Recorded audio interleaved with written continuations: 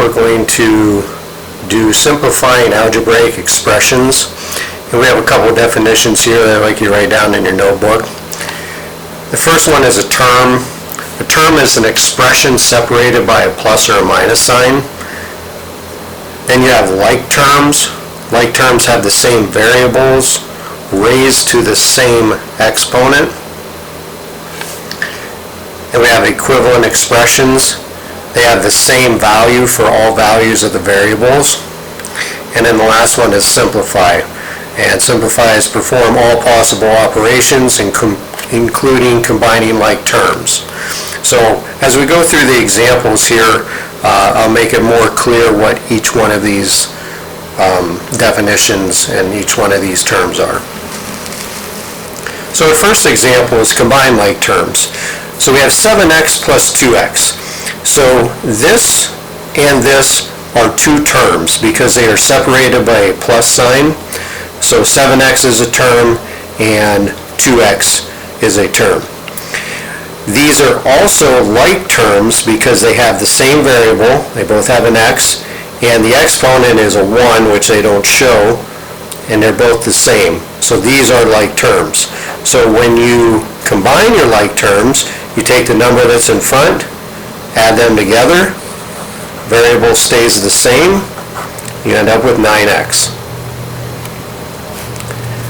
Second example, part B, you have 5m squared minus 2m plus 8 minus 3m squared plus 6. So this is a term, so 1, 2, 3, 4, 5, so there's 5 terms there.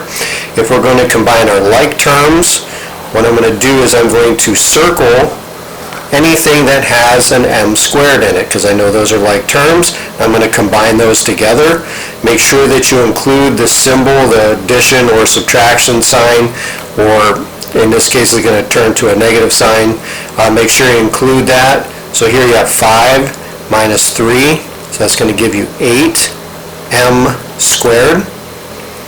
Then we're going to look at our m term, so I'll put an underline under it. So you have a negative 2m. There's no other m's there, so we're just going to bring that down. There's nothing to combine it with. And then we have 8 and we have 6. So you're going to combine those. These are both plus, so you're going to add them. So you have 8m squared minus 2m plus 14. Final answer, put a box around it. Letter C. So here we have two different variables. We have a k, we have an n. This is more specifically an n squared. So we have 1, 2, 3, 4 terms. I'm going to start with the n squared terms. So this is a 3 minus 2. 3 minus 2 is 1. Put it over here. N squared. And then we have k and 4k.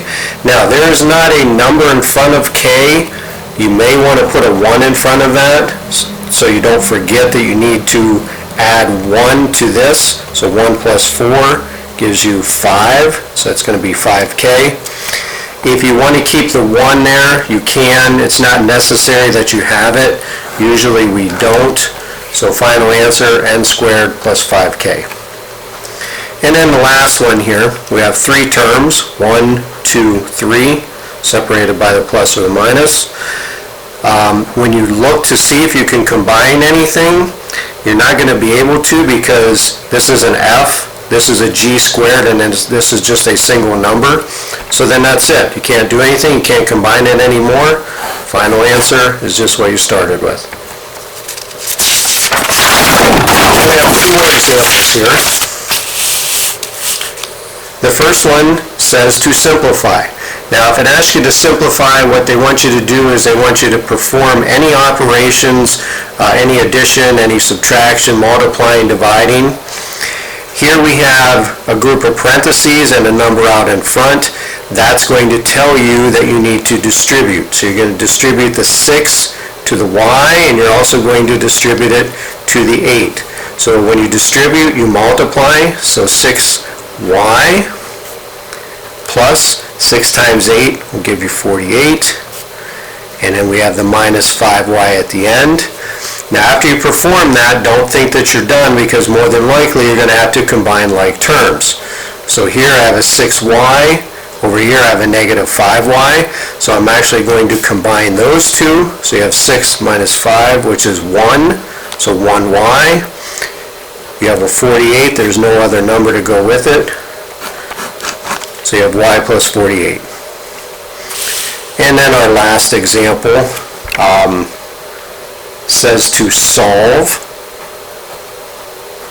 So when you look at it, when you have the word solve, you're more than likely going to have an equal sign.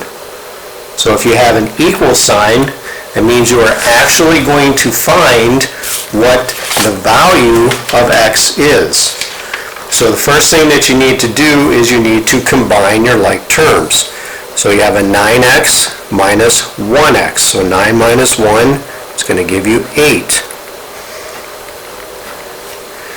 Here you have 8x equals 136.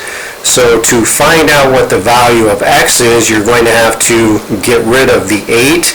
And by getting rid of the 8, you're going to have to divide both sides by 8. So here, those will cancel.